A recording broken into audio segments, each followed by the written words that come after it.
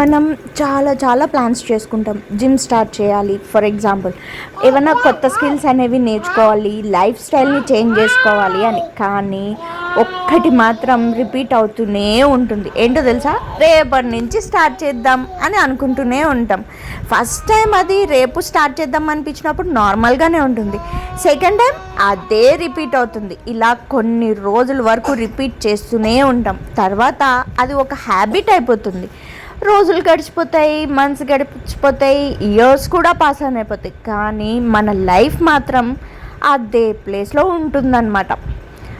మనకి తెలుసు మనం ఇంకా బెటర్ చేయగలము అని, కానీ మనం స్టార్ట్ చేయలేకపోతున్నాం. ఎందుకో తెలుసా? ఒక్కసారి హానెస్ట్గా ఆలోచించండి. మనం లేజీనా?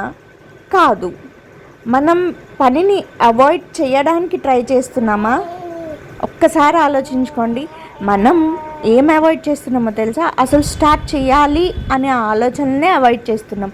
మనకు ఒక భయం ఉంటుంది, ఫెయిల్ అయితే వాళ్ళు ఏమనుకుంటారు, వీళ్ళు ఏమనుకుంటారు అని అనుకుంటూ ఉంటాం. అది అన్కంఫర్టబుల్. అందుకే మనం రేపు స్టార్ట్ చేద్దాము, ప్రిపేర్డ్గా అయ్యాక స్టార్ట్ చేద్దాము అని అనుకుంటాం. కానీ ఒక్కటి మాత్రం గుర్తుపెట్టుకోండి, రేపు అనేది ఎప్పుడూ రాదు. మన పని డిలే చేస్తూ ఉంటాం. అందుకనే లైఫ్ని డిలే అయిపోతూనూ ఉంటుందన్నమాట. ఒక చిన్న క్వశ్చన్, ఇంకా ఎంతకాలం ఇలా ఇమాజినేషన్స్లోనే ఉంటాం? ఈరోజు కూడా మనం రేపు అనుకుంటున్నాము అంటే కనుక అది ఒక హ్యాబిట్. ఆ డిలే అనేది 1 year తర్వాత అయినా సరే కూడా మనం అదే ప్లేస్లో ఆగిపోయేలా చేస్తుందన్నమాట.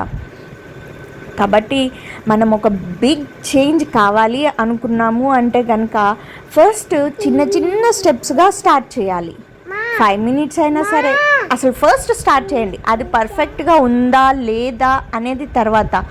వన్స్ మనం స్టార్ట్ చేసాము అంటే ఆటోమేటిక్గా పర్ఫెక్ట్గా అయిపోతాం.